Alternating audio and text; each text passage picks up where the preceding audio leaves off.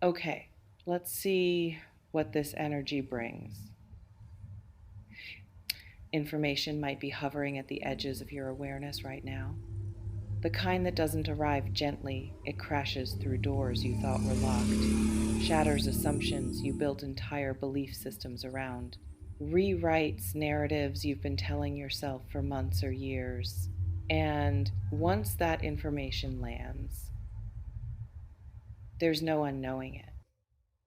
What I'm picking up on is revelation, not the slow dawning kind, where understanding builds gradually, the lightning strike kind, where one moment you're standing in darkness and the next moment everything is illuminated so harshly you can't look directly at it. And that illumination could be approaching, or perhaps it already struck. Maybe you're sitting in the aftermath right now, still reeling, still trying to integrate what you learned, still catching your breath from the impact. Either way, the ground beneath you has shifted. Hold on, let's sit with this for a moment. Here's what shocks actually do to human consciousness: they puncture illusions, strip away comfortable delusions, force confrontation with truths we've been expertly avoiding.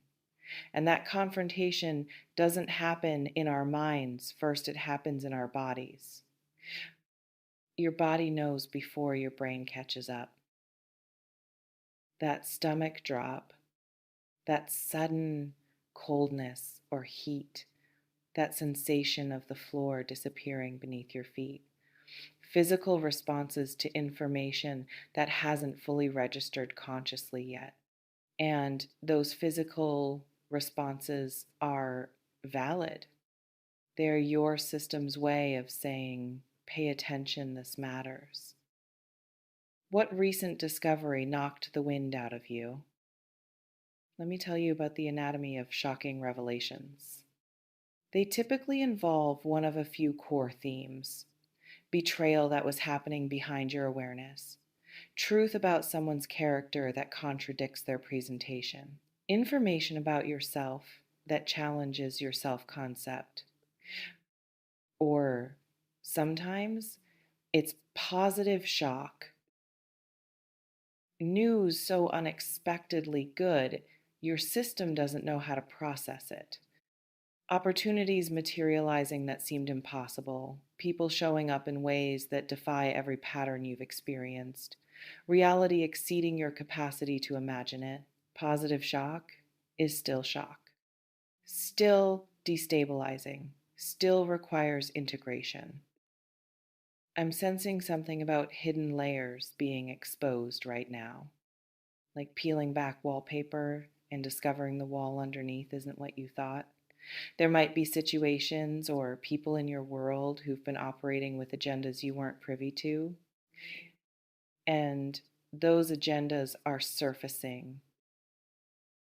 Not because you went looking necessarily, but because lies have expiration dates, falsities crack under sustained pressure, truth has a way of seeping through even the most carefully constructed walls. And when it seeps through, impact. Here's what I'm also picking up. Some of you might be experiencing confirmation of intuition you've been doubting. You knew something was off, but convinced yourself you were paranoid, overthinking, creating problems where none existed. And now evidence has arrived that validates what your gut was screaming all along. That validation is bittersweet. Relief at being right mixed with devastation about what being right means. Vindication tangled with grief, the satisfaction of clarity shadowed by the pain of what that clarity reveals. Both emotions can coexist. You don't have to choose. Let's talk about what happens immediately after shock. There's usually a gap, a strange suspended moment where your mind scrambles to reorganize everything it thought it knew, like a computer rebooting. All systems briefly offline while new programming downloads. During that gap, you might feel numb, disconnected, like you're watching your life from outside your body. That's dissociation, and it's protective. Your psyche creating distance from information too overwhelming to process all at once. Give yourself permission to exist in that numbness without judging it. The feelings will surface when you're ready. What I'm sensing about the nature of this shock, it could involve communication. Something said that can't be unsaid. Admissions, confessions, slips of the tongue that revealed more than intended, or perhaps written evidence texts, emails, documents that tell stories different from the ones you were hearing out loud. Words carry weight, especially when they contradict actions or previous statements. When they expose contradictions, when they prove suspicions correct or shatter beliefs you held sacred. And once words are out, retrieval is impossible. How do you sit with information you wish you didn't have? Let's see what else is here. I'm picking up on something about timing. This revelation, whatever it is or will be, might be arriving at a moment when you're particularly vulnerable, or alternatively, at a moment when you're strong enough to handle it. The universe has interesting timing that way. Sometimes we receive brutal truths when we're barely holding on and we think, why now? I can't handle more. But perhaps that's exactly when we need truth most, when we're too exhausted to maintain denial, when our defenses are down and reality can actually penetrate. Other times, truth waits until we've built foundation, until we're solid enough to withstand the earthquake without completely collapsing.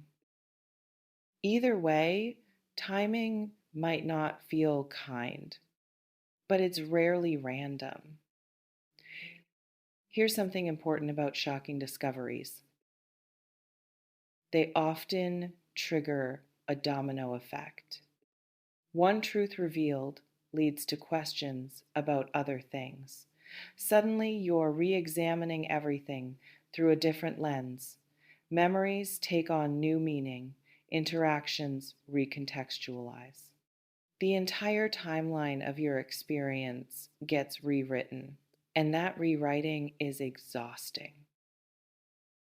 It's one thing to learn a new truth, it's another to backtrack through months or years, adjusting your understanding of what actually happened.